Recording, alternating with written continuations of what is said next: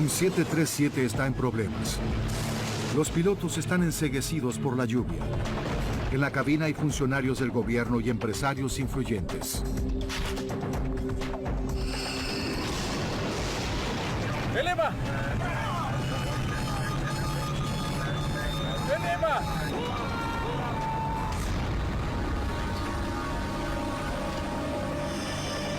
El accidente del IFO-21 conmociona al mundo. ¿Fue una última acción de guerra lo que derribó al avión? La Casa Blanca pide respuestas. Este no era un vuelo común, sino un avión militar que transportaba políticos estadounidenses. Cuando la investigación concluye, la misma Fuerza Aérea fue considerada responsable.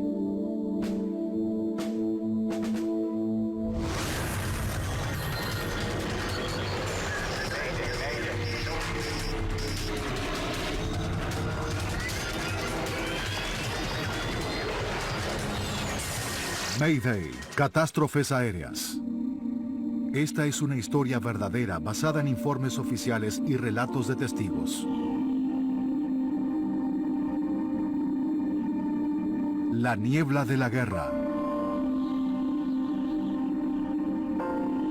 Miércoles 3 de abril de 1996. Un crudo día de primavera cerca de la ciudad de Dubrovnik, Croacia. La lluvia inunda la pista de aterrizaje del aeropuerto de la ciudad. Un pequeño grupo de diplomáticos se apresura en la tormenta tratando de no mojarse. Son parte de una delegación que recién aterrizó. Entre ellos se encuentran el primer ministro croata y el embajador estadounidense para la región, Peter Galbraith. El vuelo a Dubrovnik fue aterrorizante. No podíamos ver nada. En aquel momento, hacía casi 3 años que era embajador de Croacia e hice mucha diplomacia de enlace. Y seguro fue una de las más incómodas. Las condiciones climáticas que convirtieron al aterrizaje de Galbraith en algo tan malo no ceden. En realidad se cancelaron todos los vuelos comerciales hacia Dubrovnik, pero el embajador y los demás no están esperando un vuelo comercial. Están aquí para recibir el IFO-21, un avión de la Fuerza Aérea estadounidense en una misión delicada. El avión es un 737 especialmente diseñado. La Fuerza Aérea tiene una pequeña flota de estos aviones para transportar a los invitados de alto perfil alrededor del mundo. La cabina tiene todo lo necesario para hacer negocios y política a 10.000 metros de altura en el cielo. Hoy la cabina está repleta de lo que los militares llaman VD, visitantes distinguidos. Este grupo está encabezado por el secretario de Comercio de Estados Unidos, Ron Brown. Ron Brown era una persona muy capaz. Tenía información confidencial en Washington y tenía todas las habilidades necesarias para eso. Brown es una estrella en el Partido Democrático. Haré todo lo que deba hacer. Tenía un importante rol en la elección de Bill Clinton como presidente. Durante el gobierno de Clinton, Brown fue nombrado como primer secretario de Comercio afroamericano en la historia del país. Las empresas de Estados Unidos que están aquí hoy están ansiosas por entablar un diálogo con las empresas del gobierno. Y lo que es más importante, por hacer negocios. Hoy esa tarea llevó a Brown a una de las zonas más problemáticas en el mundo.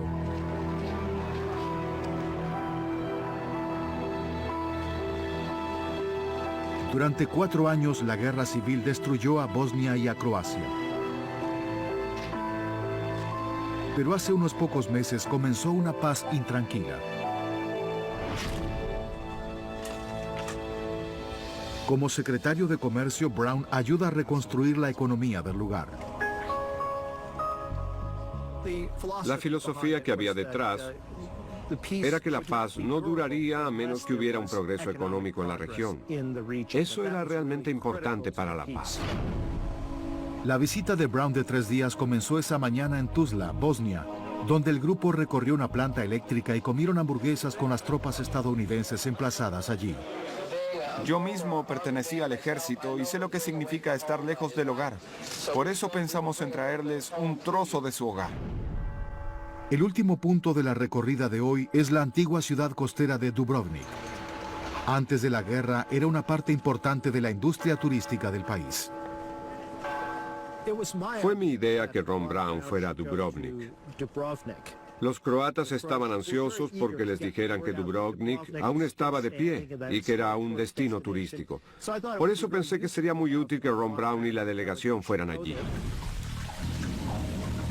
Pero durante este día húmedo, Dubrovnik no está en su mejor condición, ni siquiera visible. La niebla oprime desde el cielo y oscurece la ciudad y la hermosa costa del Adriático. Al norte de Dubrovnik vuela el IFO-21. Su piloto es el capitán Ashley J. Davis. Sus colegas lo llaman AJ.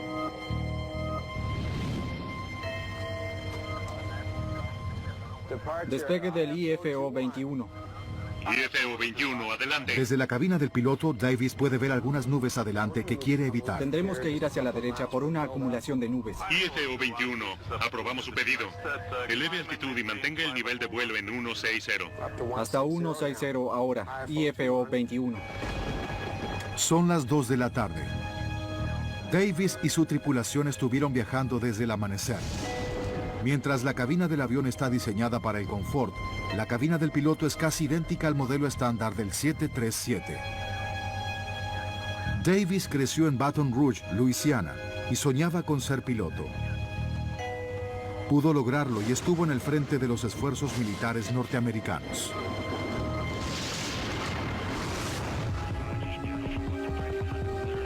En el pasado, él volaba reabastecedores de combustible en el aire sobre el Golfo Pérsico.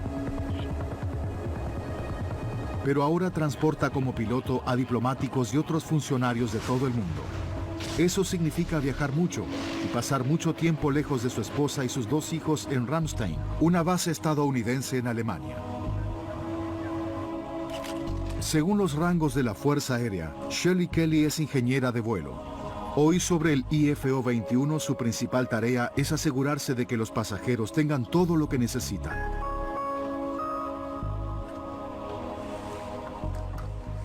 Señor secretario, ¿algo para comer? No, gracias. ¿Cómo vamos con los tiempos? Los diplomáticos esperan llegar a Dubrovnik a media tarde, pero se demoraron durante todo el día. Puedo averiguar para asegurárselo si usted Sí, quiere. cuanto antes mejor. Cuando el avión se acerca a Dubrovnik, Davis llama al Servicio Meteorológico de la Fuerza Aérea de Estados Unidos para que le actualicen los datos. Metro IFO-21, condiciones, me copia, fuera. IFO-21 le copio fuerte y claro. El clima para Lima Delta Uniform presenta lluvia, condiciones del cielo 500, malas. Ese sería el máximo, ¿me copia? Metro IFO-21, le copio. Estuvimos así todo el día. ¿Esperan algún cambio en las condiciones? Muchas lluvias continuas, fuera. Copiado. Lluvia. Gracias por su ayuda. Veremos lo que depara Dubrovnik. Apenas 4 meses después de firmar un tratado de paz, no se garantizaba que los cielos en este sector del mundo fueran amistosos. Los aviones aún deben volar en ciertas rutas altamente restringidas. Como conoce las restricciones de vuelo, Davis nunca voló en esta parte del mundo antes. Cuando se acerca a la frontera croata, recibe una advertencia inesperada. IFO-21, este es Magic 51. Magic es la señal de llamada del avión encargado de mantener la paz. Advertencia temprana en el aire, que vigila los corredores aéreos como una policía de tránsito. Notifíquese de que está abandonando una ruta aprobada. Por favor, vuelva a la ruta de inmediato. Davis no está fuera de curso. Está volando en la ruta exacta que planeó. Pero sin saberlo, Davis y su avión están abandonando el espacio aéreo aprobado. Están ingresando en territorio potencialmente peligroso. Repito, están abandonando una ruta aérea aprobada. Vuelva a su curso. Comprendido, Magic. Error nuestro. Volvemos a la ruta correcta ahora. Fuera. Segunda vez en el día. Las rutas aprobadas cambian, y Davis y su tripulación debieron ser informados. Para permanecer en curso aprobado, Davis deberá girar hacia el oeste. Es una situación complicada que les demandará tiempo. Shelley, AJ, nos ordenaron volver al curso. Llegaremos unos 15 minutos más tarde a Dubrovnik. Mis disculpas a todos allí.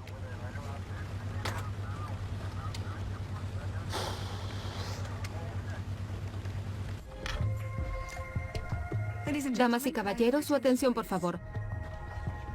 Desafortunadamente llegaremos a Dubrovnik con una leve demora.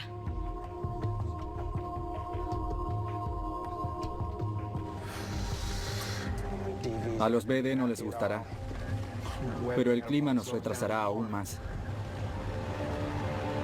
Fuera del avión, la tupida lluvia continúa azotando. En vuelo hacia un aeropuerto que no le es familiar y con la cabina repleta de empresarios y diplomáticos, Davis tiene una difícil tarea por delante. Lo que sucederá con este avión y sus pasajeros en las próximas horas captarán la atención del mundo.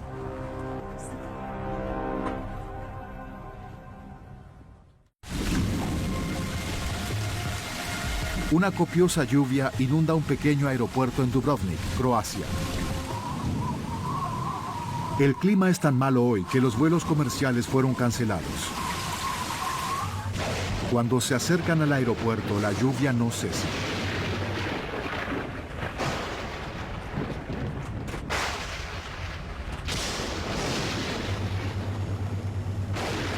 Pero la tripulación debe abordar un problema mayor que el mal clima.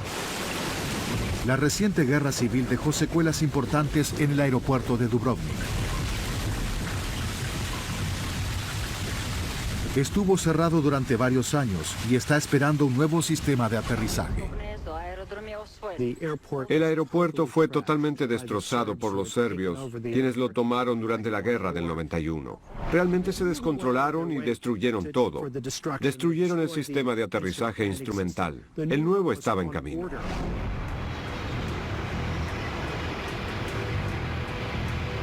Alrededor del mundo, los aeropuertos utilizan tecnología sofisticada para ayudar a los aviones en los despegues y aterrizajes. Los radares Doppler advierten sobre tormentas que se aproximan. Las luces de aproximación ayudan a los pilotos a permanecer en curso para aterrizar.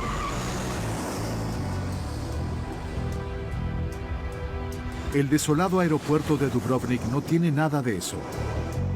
Ni siquiera tiene un radar para ver a los aviones que ingresan para el aterrizaje. En cambio, el aeropuerto utiliza las llamadas señales luminosas no direccionales que guían a los aviones hacia la pista de aterrizaje. En el mundo de la aviación es una tecnología antigua. Hay muchas señales luminosas que se utilizan en Estados Unidos y en todo el mundo, pero son una ayuda de navegación más antigua y en realidad están desapareciendo de circulación. El sistema en Dubrovnik tiene dos señales luminosas en tierra que emiten señales al avión. Cuando la tripulación recibe las señales, consultan sus patrones y siguen el curso que los lleva al aeropuerto. La tripulación del IFO-21 aún espera escuchar la primera señal cuando reciben una llamada de tierra. 9ACRO a IFO-21. IFO-21, le copio, 9ACRO, cambio. Otro avión que llevaba al embajador Galbraith aterrizó más temprano en Dubrovnik. El piloto de ese avión tiene mucha experiencia y está muy familiarizado con la zona. Quiere que la tripulación sepa lo que puede suceder. IFO-21, aterrizamos hace una hora. El clima está desfavorable. Sugerimos desviarse a Split, si es que deben hacer una aproximación fallida. Cambio. Comprendido, 9ACRO. Le copiamos. Fuera. La noticia del desvío no sería muy bienvenida entre los miembros de la delegación comercial. Las presiones por tener que llegar a tiempo para que los pasajeros asistan a conferencias programadas y otras actividades eran muchas. Mientras Davis se acerca al aeropuerto, la torre de Dubrovnik llama otra vez. IFO-21, informe el nivel. IFO-21. 5000. IFO-21 comprendido. Desciende a 4000. Informe Kilo Lima Papa. Descenso a 4000. IFO-21. Tendrá que guardarlo. ¿Cinturón? Señor, gracias. Sobrevolando la tormenta, la tripulación finalmente escucha la señal de radio desde el primer faro. Allí está, en Kilo Lima Papa, estamos saliendo a 119 grados. 119 confirmado.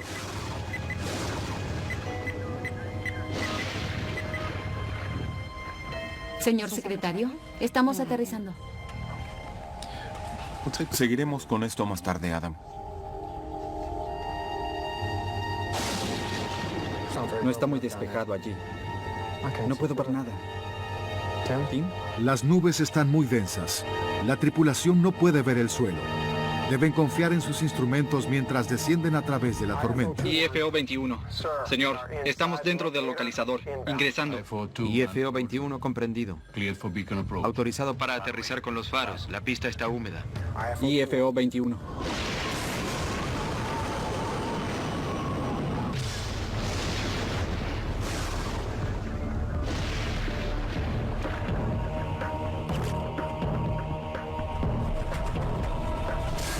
Davis vuela a ciegas a través de la densa lluvia y el cúmulo de nubes. Espera divisar el aeropuerto en cualquier momento.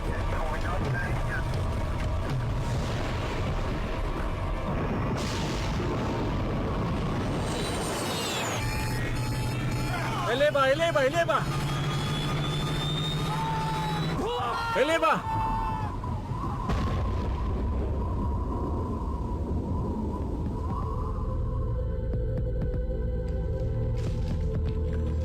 IFO 21, ¿me copia? Justo antes de las 3 de la tarde, la torre de Dubrovnik pierde todo contacto con el IFO 21. IFO 21, aproximación a Dubrovnik, ¿me copia? IFO 21, ¿me copia? Sin radares de aterrizaje para rastrear el avión, los controladores no tienen idea a dónde está. Quizá el avión se dirigió a otro aeropuerto. IFO 21, ¿me copia? Pero los minutos pasan y no hay noticias del avión norteamericano. Los controladores no tienen posibilidades. Inicio de los procedimientos de emergencia. Cerca del fin de nuestro turno, escuchamos sobre la posibilidad de un avión perdido. No sabíamos quién estaba en el avión.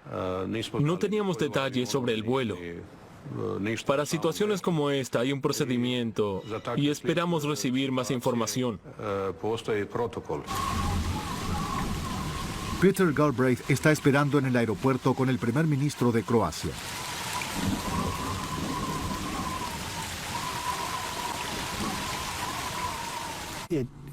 Era evidente por mi experiencia que se trataba de un aterrizaje inesperado.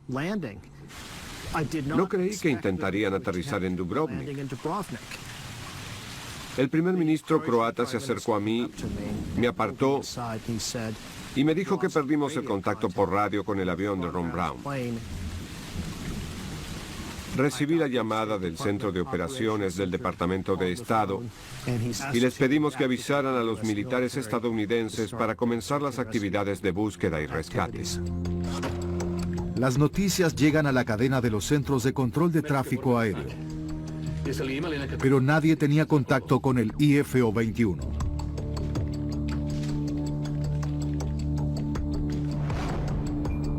El esfuerzo de búsqueda y rescate se centra en las proximidades del aeropuerto. Quizás el avión se hundió en el Adriático. En el momento en que estaba a unos 160 kilómetros, estaba en Brindisi, Italia. Lanzamos 2 de nuestros helicópteros MA-53 con personal de tácticas especiales de la Fuerza Aérea a bordo y se dirigían a Dubrovnik. Durante horas no hay señales del avión perdido. Las condiciones climáticas empeoran. La niebla se intensificaba. Había tormentas en la zona. La visibilidad era baja. IFO 21, aproximación a Dubrovnik, ¿me copia? IFO 21 tiene un indicador de la posición de accidente o CPI en inglés. IFO 21, ¿me copia? Si el avión cayó, este indicador debería enviar una señal de alta frecuencia. Pero el aeropuerto de Dubrovnik no tiene el equipo para recibir la señal, así como tampoco tiene radares. IFO 21, aproximación a Dubrovnik. ¿Me copia? IFO 21, ¿me copia?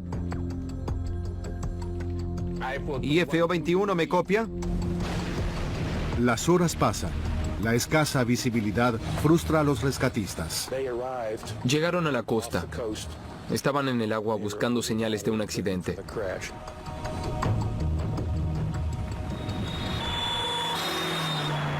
Horas después de la desaparición del avión, la policía responde a una posibilidad. Una persona del lugar vio algo sobre la colina encima de su casa. Está lejos de la costa donde se concentra la búsqueda.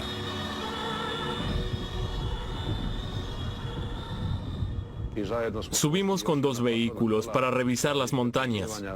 El clima era malo, la lluvia era intensa y la niebla densa. Por eso caminamos durante 1 hora hacia la cima de esa montaña.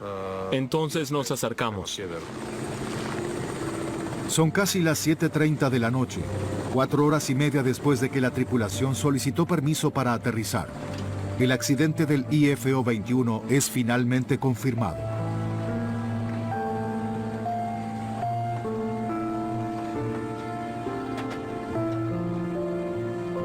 Las noticias corren de Dubrovnik a Norteamérica.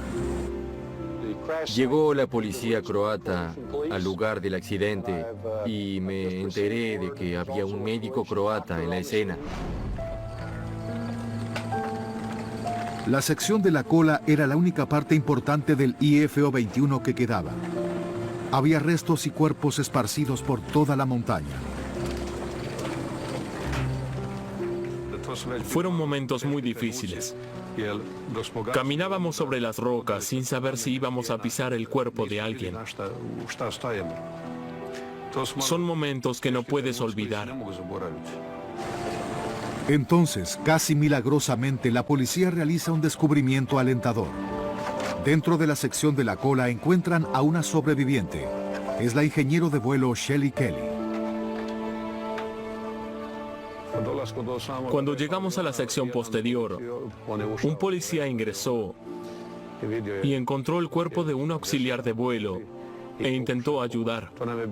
Eso era lo que queríamos. Queríamos ayudar. Queríamos salvar cada vida y teníamos la posibilidad de salvarla a ella. Contábamos con eso. En la oscuridad, se dan cuenta de que Kelly necesita atención médica de inmediato para poder sobrevivir. Cuando me di cuenta de que no había nadie para ayudar, llamé por radio a la estación central de policía en Dubrovnik y les di la ubicación del lugar del accidente. El lugar estaba completamente a oscuras.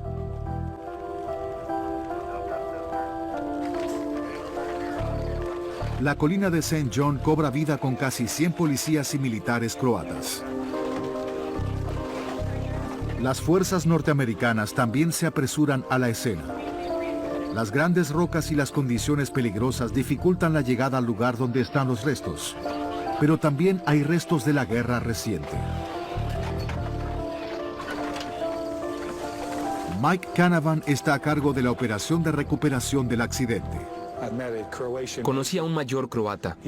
Me dijo que sería el guía y nos llevaría a la cima de la montaña. Y en ese momento mencionó que había varios campos minados entre nosotros y el lugar del accidente.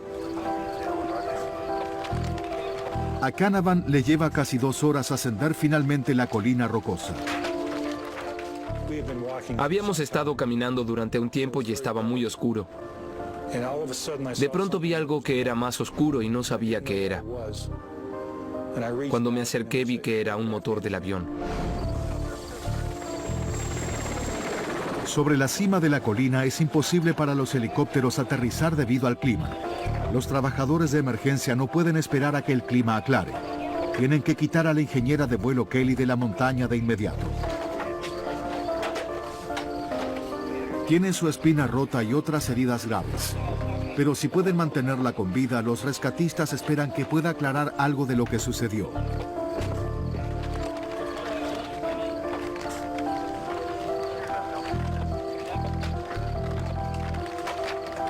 Con Kelly fuera de la montaña, continúa la búsqueda de otros sobrevivientes.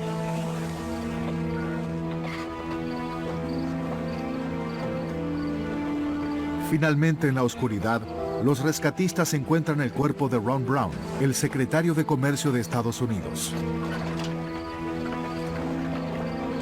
En realidad, los rescatistas continúan rastreando la ladera de la colina, pero todo lo que encuentran son cuerpos. Es probable que el capitán Davis y el resto de la tripulación murieran instantáneamente.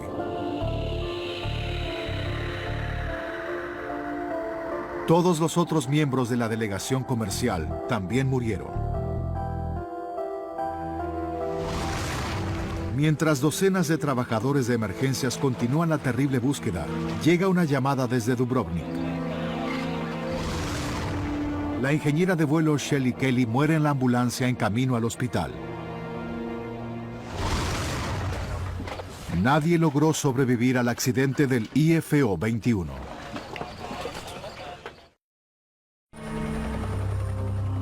Al amanecer, el clima mejoró.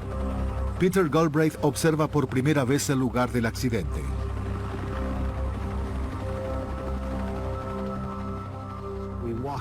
Ascendimos la montaña. El clima estaba mejor de alguna manera y cerca de la cima se encontraba el fuselaje del avión o la parte posterior del mismo. Había restos en todo el lugar. Sobre el otro lado de la cresta estaban los cuerpos. No hay nada en el mundo que se compare con un accidente de aviación. Lo que hicieron mis compañeros en la montaña y después abajo en Dubrovnik lo hicieron con dignidad y respeto. Creo que lo hicieron excelentemente bien.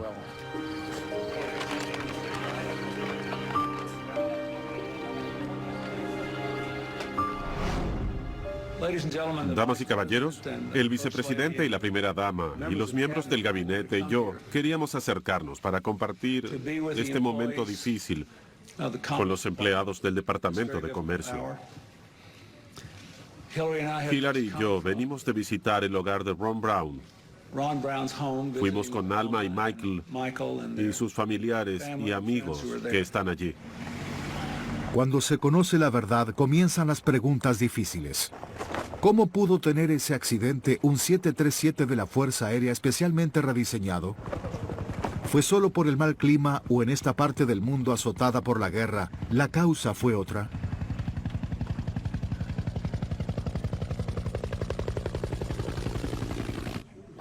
Puedo asegurar que serán extremadamente meticulosos en su análisis para tratar de determinar las causas de este accidente. Debido a la naturaleza de alto perfil de los pasajeros, los rumores comenzaron a expandirse de inmediato. Howard Swansea es uno de los expertos asignados al equipo de investigación. En cada accidente siempre hay especulaciones. En este caso en particular, había un oficial de alto rango del gobierno de Estados Unidos. Por eso, cuando llegamos al lugar del accidente, había algunos medios allí. Había fragmentos, trozos del avión a kilómetros alrededor de los restos. Por eso, mi idea era obtener la mayor cantidad de información y artefactos y pruebas físicas. Desde el comienzo, el equipo de investigación está en desventaja. Descubren que no hay una grabación de voz de la cabina del piloto ni ningún registro del vuelo sobre el avión. Lo que es común en un avión de pasajeros no es requisito en la Fuerza Aérea. Yo asumí que la Fuerza Aérea y estos vuelos de personas importantes tenían parámetros más altos de seguridad que los vuelos comerciales y por lo tanto estaba muy sorprendido de saber que los parámetros eran generalmente más bajos que los de la aviación comercial. Sin las herramientas estándar, los investigadores no pueden prestar atención a nada en especial. Los restos del avión están a casi 3 kilómetros del aeropuerto. ¿Cómo una tripulación capacitada se desvió tanto de su curso?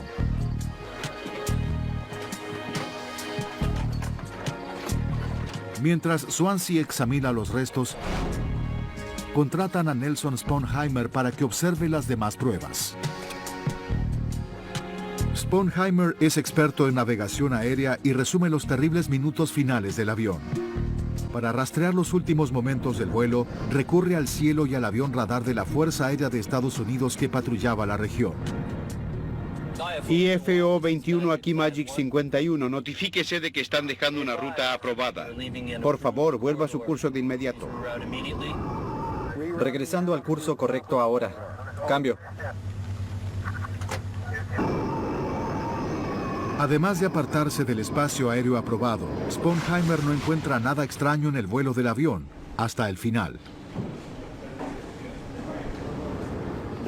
Los rastros del radar que me dieron eran de un avión AWACS y mostraron que las porciones en ruta del vuelo, unos 160 kilómetros antes del aeropuerto, fueron completamente normales. El último segmento del vuelo, sin embargo, comenzando a unos 20 kilómetros del aeropuerto, es diferente. En su acercamiento final, el avión comienza a desviarse de su curso. Comienzan a volar en línea recta y se dirige directo a las montañas. Mi análisis inicial de la trayectoria del vuelo muestra un error de unos 7 grados en el tramo final de su acercamiento. Un pequeño error al viajar a cientos de kilómetros por hora podría rápidamente llevar a un enorme problema. Pero, ¿por qué el avión se desvió de su curso al final del viaje, si durante el resto del vuelo no mostró problemas importantes de navegación? Incluso en condiciones meteorológicas malas, ¿por qué se perdió la tripulación? Sponheimer examina el equipo desactualizado de navegación del aeropuerto. Fue muy dañado durante la guerra reciente. Tal vez funcionó mal. Se utilizan 2 señales por separado de navegación para el aterrizaje en Dubrovnik. Una guía a los aviones a la pista, la otra les informa si se alejaron mucho. La primera está ubicada en la isla cercana de Kolosep. Transmite una señal específica en código Morse para que sea más fácilmente identificable. Cuando la escuchan, todos, Davis y la tripulación, deben dirigirse a un destino especificado en sus patrones de aterrizaje. Si lo hacen, finalmente deberían llegar al aeropuerto. La segunda señal está ubicada en el aeropuerto mismo. Es un dispositivo de seguridad. Si la tripulación escucha la señal antes de ver el aeropuerto, deben informar sobre la aproximación fallida y sobrevolar en círculo para intentar aterrizar otra vez. En realidad, el avión que trajo a Galbraith a Dubrovnik, minutos antes que el IFO 21, logró aterrizar en su segundo intento. IFO 21, le copio 9ACRO, cambio. Sugiero desviar a Split si se trata de una aproximación fallida, cambio. Comprendido 9ACRO, le copiamos, fuera.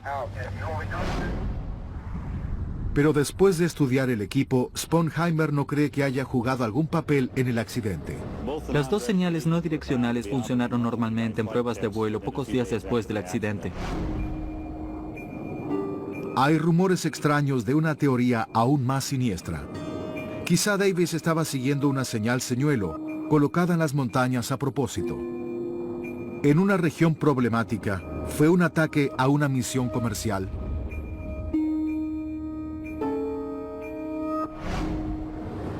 Para obtener una señal lo suficientemente fuerte para ser oída, debe tener un sistema de tierra muy grande, que es muy difícil de instalar en terreno rocoso y arenoso. Sería muy oneroso y consumiría mucho tiempo instalar un NDB en las montañas. Un plan tan elaborado sería imposible de llevar a cabo. Nunca se encontró evidencia alguna de un señuelo. La investigación continúa.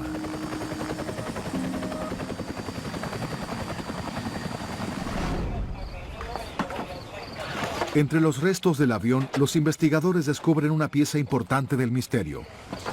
El localizador automático de dirección del avión se recupera. Parece estar funcionando, pero solo una de las unidades fue instalada en este avión. Para realizar un aterrizaje adecuado en Dubrovnik, un avión necesita 2 de estos localizadores.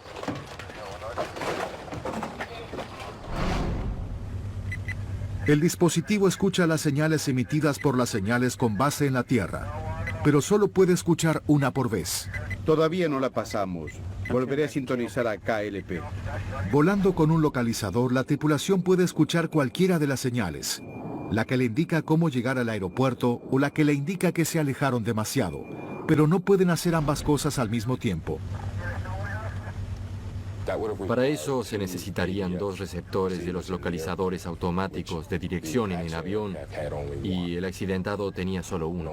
Un solo localizador restringe su capacidad de seguir el aterrizaje con precisión. Tengo el CB, no pasamos aún. Vuelvo a sintonizar con KLP. Sintonizando rápido entre ambas señales, la tripulación puede utilizar un localizador para escuchar las 2 señales. Pero agregaría más presión a un aterrizaje que ya es difícil. Y otra sorpresa, el avión de la Fuerza Aérea no estaba equipado adecuadamente para aterrizar en este aeropuerto. Estamos hablando de un tiempo muy corto para realizar el aterrizaje. Será bastante difícil tratar de sintonizar ambas para seguir escuchando el código si también intentas buscar el curso y los destinos. Mientras continúa estudiando el trayecto del IF-2, Nelson Sponheimer se concentra en una curva con forma de S en el vuelo del avión. Es el tipo de trayecto que un avión haría buscando sintonizar una señal no direccional. Pero cuando la tripulación debía buscar la señal, los giros en S desaparecen. De 3 a casi 5 kilómetros dentro del acercamiento final y durante los próximos 11 o 13 y hasta casi 15 kilómetros, el trayecto es recto. En lugar de confiar en el sistema de navegación instalado, aunque era primitivo, la tripulación de pronto parece rendirse, y Sponheimer piensa que sabe por qué. Luchando contra la implacable lluvia y con el obstáculo de un solo localizador de dirección, Sponheimer cree que la tripulación recurrió a otra pieza de tecnología aún más antigua para encontrar la pista, algo llamado Sistema de Navegación Inercial o INS en inglés. Un sistema INS utiliza los giroscopios para mantener un registro de los giros y los bancos del avión. Después de ingresar en una posición geográfica específica al comienzo de un vuelo, un sistema de navegación inercial rastrea todos los giros que hace un avión. Es un sistema integrado en el avión. Pero hay un problema potencialmente enorme. Si los giroscopios no calculan perfectamente cada maniobra de un avión, el piloto puede desviarse de su curso.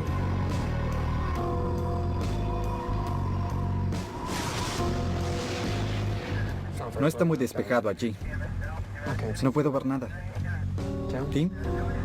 Quizás la tripulación pensó que encendiendo este sistema les ayudaría a encontrar su camino, pero en este caso tal vez desvió al avión peligrosamente de su curso. El desvío del INS creo que fue en este caso la razón principal de que el avión terminara en el lugar donde estaba.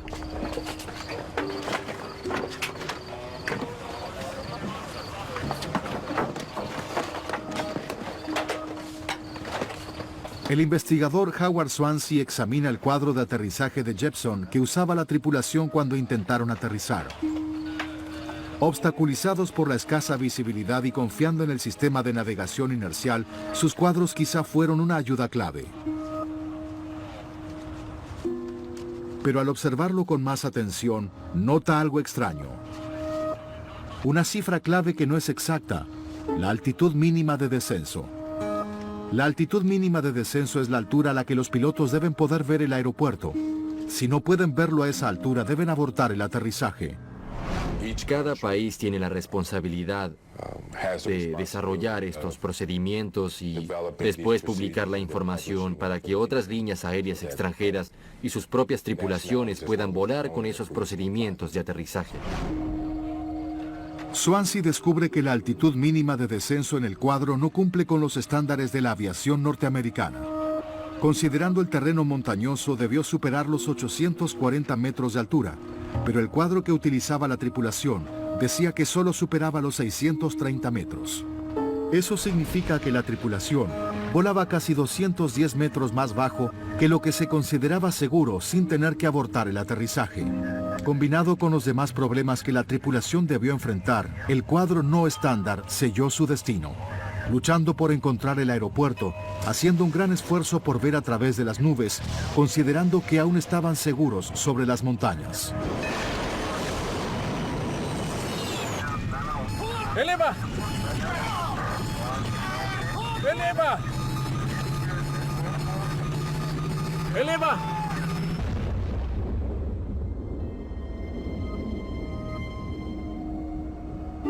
Pero, ¿por qué un avión de la Fuerza Aérea no estaba equipado adecuadamente para aterrizar en Dubrovnik? ¿Y por qué la tripulación no tenía los cuadros de aterrizaje correctos que harían más seguros un vuelo difícil?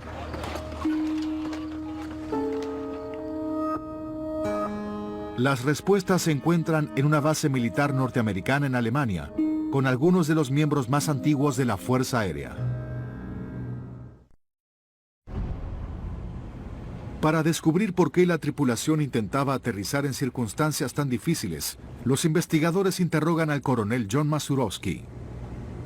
Es el comandante del grupo de operaciones para la terminal de puente aéreo a cargo del vuelo.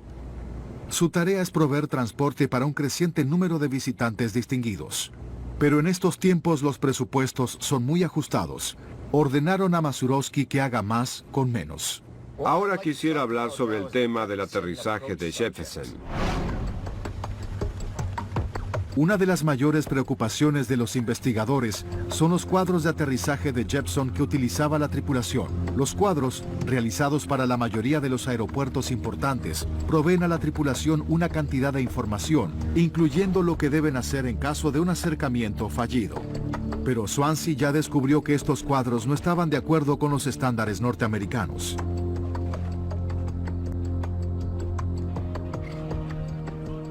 La Fuerza Aérea tenía una orden que requería que todos los procedimientos en países extranjeros debían someterse a un proceso de evaluación propio de Estados Unidos antes de que la tripulación de Fuerza Aérea pudiera realizar el acercamiento. El aterrizaje en el aeropuerto de Dubrovnik no fue aprobado. El cuadro de aterrizajes de Jeppesen que existía para el aeropuerto no fue controlado. Esa es la razón por la que Swansea encontró una diferencia entre lo que decían los cuadros y lo que el Departamento de Defensa consideró seguro.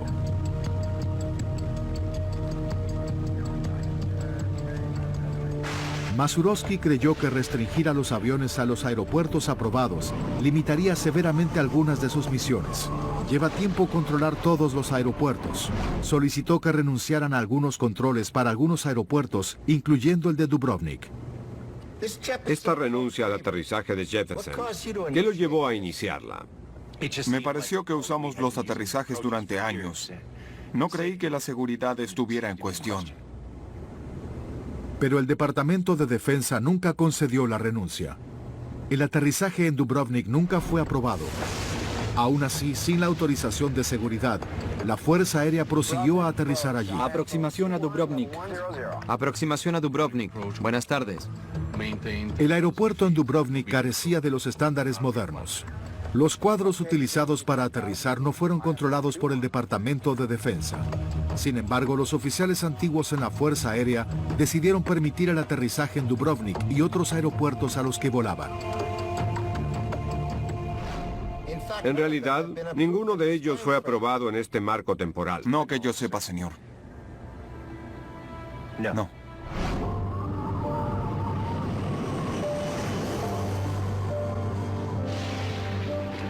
Al final, una fatal combinación de factores provocó el accidente del IFO-21. Aproximación a Dubrovnik. IFO-21 nivel 101. Aproximación a Dubrovnik. Buenas tardes. Manténgase a 3.000 metros para el aterrizaje con las señales en la pista 1-2. La tripulación luchaba contra el implacable clima. Aterrizaban en un aeropuerto que no les era familiar, disminuido por tecnología antigua. Los cuadros sin aprobación empeoraron mucho más la situación.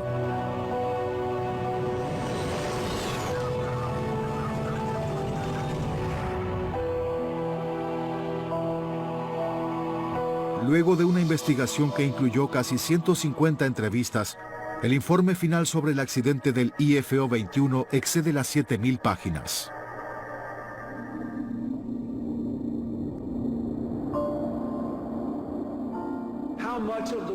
Fueron muchas las lágrimas derramadas en esta última semana, porque había muchas personas jóvenes y brillantes en ese avión, de diferentes sectores y grupos raciales.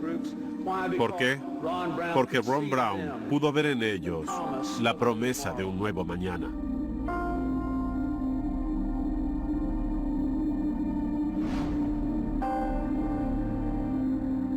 Los resultados de la investigación encontraron defectos en varios individuos e instituciones.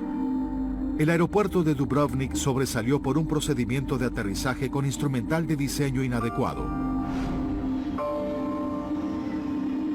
Hoy, los localizadores automáticos de dirección ya no son necesarios para aterrizar en Dubrovnik.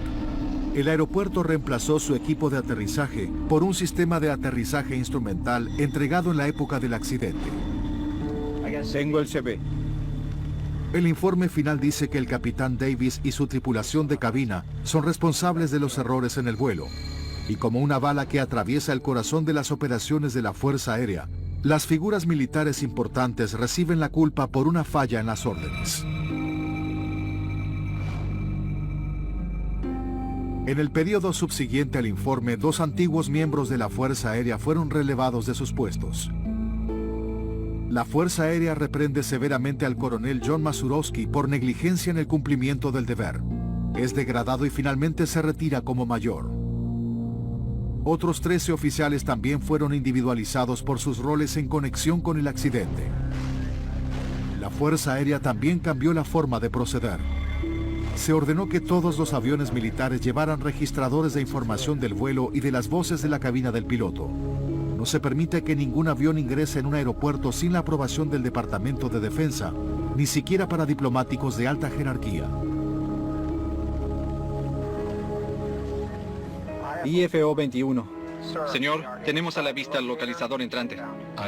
IFO 21 comprendido. Prepárese para el aterrizaje con señales. Pista 2-1. IFO 21.